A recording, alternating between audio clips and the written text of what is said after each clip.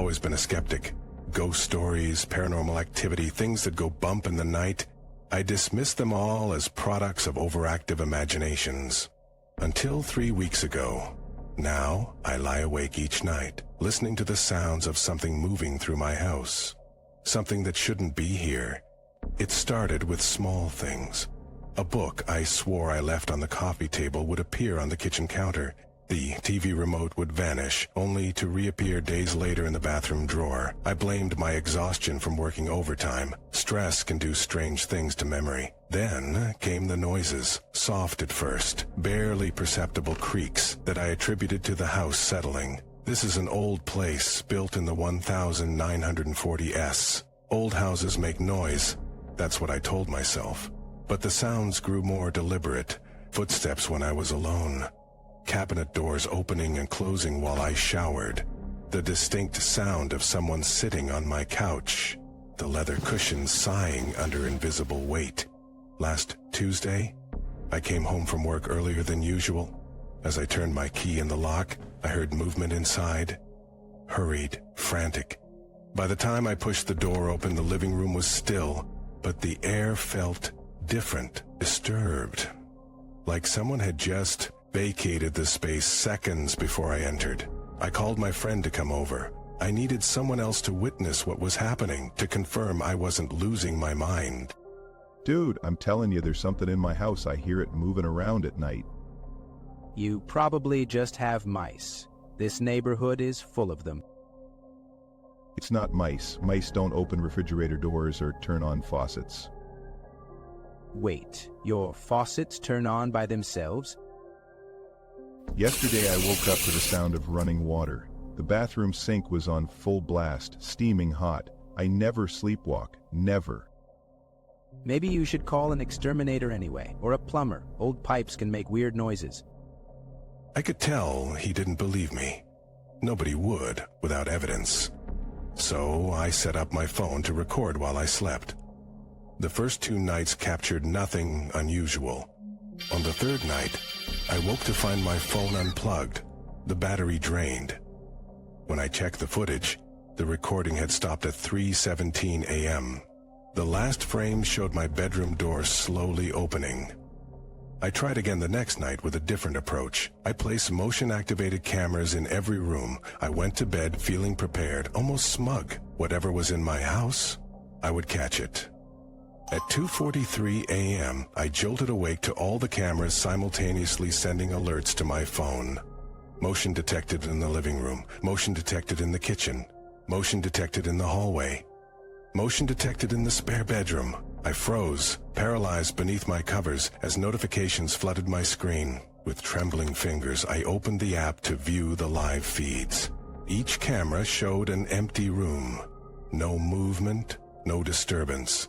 But the alerts kept coming. Whatever was triggering the sensors wasn't visible to the cameras. I didn't sleep the rest of that night, or the night after. By the 5th day of sleep deprivation, I was seeing shadows move in my peripheral vision. My coworkers noticed my deteriorating state. Are you okay? You look terrible. I'm fine, just having trouble sleeping. Insomnia? My sister had that. She tried melatonin. It's not insomnia. There's something in my house. The words tumbled out before I could stop them. My coworker's expression shifted from concern to discomfort. Like a pest problem? No, something else. Something that moves things around, that watches me sleep. Have you considered talking to someone? My therapist is really good with. I'm not crazy, I have evidence. But when I showed her the camera footage, the simultaneous alerts with empty rooms, she just nodded politely. I could see she thought I was having some kind of breakdown. Maybe I was. That night, I decided to confront whatever was in my house. I sat in the living room with all the lights on, a baseball bat across my lap. Hours passed. The house remained silent, almost mockingly so. At 3:12 a.m., the lights went out, all of them, simultaneously. Not a power outage. I could see my neighbor's porch light still glowing through the window, just my house, plunged into darkness. The temperature dropped. I could see my breath clouding in front of me. The baseball bat felt useless in my hands. I know you're here, show yourself. My voice sounded small, swallowed by the darkness. For a long moment, nothing happened. Then, from the kitchen, came the sound of a drawer opening, metal against metal. My cutlery drawer. I stood, gripping the bat tighter. Who are you? What do you want? Footsteps approached, slow, deliberate, but there was something wrong with the rhythm. It wasn't the sound of 2 feet walking. It was irregular, dragging, like something pulling itself across my floor. I backed away, fumbling for my phone. The flashlight beam cut through the darkness, sweeping across empty space, but the footsteps continued, now circling me. I spun, trying to catch sight of whatever was making the noise. Then I felt it. Breath on the back of my neck. Hot, fetid air that smelled like soil and decay. I whirled around, nothing. But the sensation remained, like invisible fingers tracing my spine. I ran, out the front door, across the lawn to my car. I spent the night in a 24-hour diner, drinking coffee until my hands shook. When morning came, I called the only person I thought might believe me, my uncle, who'd once mentioned his own strange experiences in his old farmhouse. I need your help. There's something in my house. What kind of something? I don't know, I can't see it, but it moves things, makes noises. Last night it was in the room with me. I could feel it breathing on me. Have you tried talking to it? Talking to it? It's not a roommate with boundary issues. It's something not human. Not all spirits are malevolent. Some are just lost, confused. They don't realize they're frightening the living. So you think it's a ghost? I think you need to find out what it wants. I wasn't convinced, but I was desperate. That evening, I returned home, armed with my uncle's advice and a digital voice recorder. The house felt different, heavier somehow, like the air itself had thickened. I set up in the living room, placed the recorder on the coffee table, and began. I know you're here. I'm not trying to make you leave. I just want to understand why you're in my house. What do you want from me? Silence answered me. I continued, feeling increasingly foolish. If you're lost, or if you need help with something, I might be able to help you, but you need to communicate with me. More silence. I sighed, reaching for the recorder to turn it off. That's when I heard it, a whisper so faint I thought I'd imagined it. I froze, straining to listen. There it was again, not from across the room, but directly in my ear. So close I could feel the words more than hear them. I jerked away, heart hammering. The voice hadn't been captured by the recorder. I checked immediately, but I knew what I'd heard. That night, I barricaded myself in my bedroom, pushed the dresser against the door, kept the lights on, the TV blaring to drown out any other sounds. I must have fallen asleep eventually, because I woke to silence. The TV was off. The lights too, and the dresser had been moved back to its original position. On my bedroom mirror, written in what looked like condensation but felt tacky to the touch, were 3 words. This is mine. I called in sick to work and spent the day researching the history of my house. The local library had newspaper archives going back decades. I found nothing unusual, no tragic deaths, no mysterious disappearances associated with my address. The house had changed hands several times, all through normal sales, no foreclosures or abandonments. As I was about to give up, the librarian approached my table. Finding everything you need? I'm researching the history of my house, but there doesn't seem to be anything unusual. Which house is yours? 1487 Oakwood Drive. The librarian's expression changed subtly. That's not actually the original address. What do you mean? That whole area was renumbered in the 1960s after the development expanded. Your house would have been 1423 before that. With the original address, my search yielded different results. A small article from 1952 mentioned a man who'd lived at 1423 Oakwood, a recluse who neighbors described as odd and unsettling. He had died in the house undiscovered for weeks until the mail carrier noticed the overflowing mailbox and called the police. The article didn't specify how he died, just that it was under unusual circumstances. I needed to know more. The county records office provided the death certificate.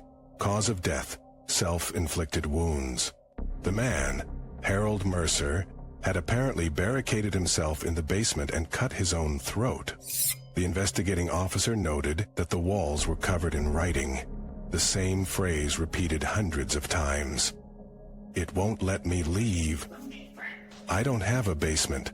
At least, that's what I thought. But the original house plans filed with the building department showed a small cellar, accessed through what would now be my kitchen pantry. When I got home, I examined the pantry carefully. The back wall was different from the others.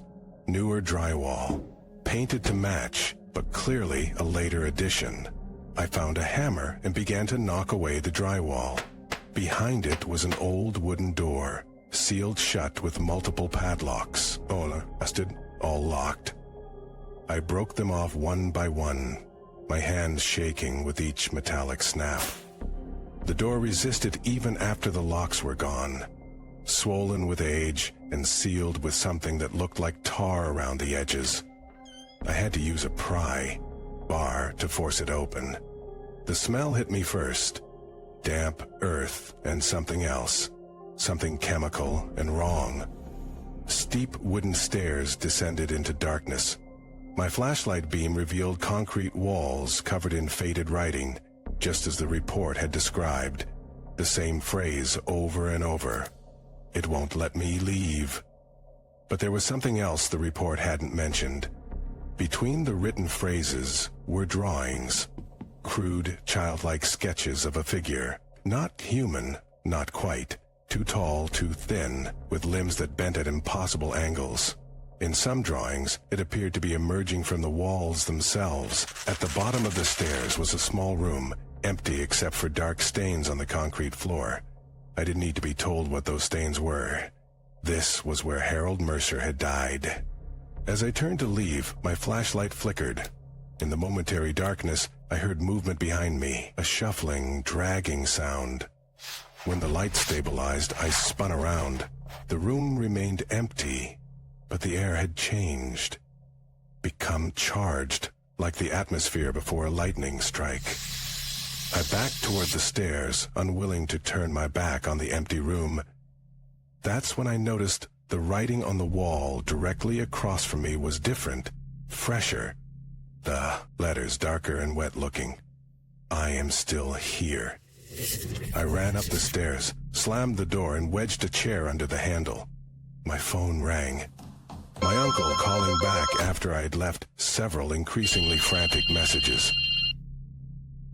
Did you find anything? There's a basement, a hidden basement. A man killed himself down there in the 1950s because something wouldn't let him leave.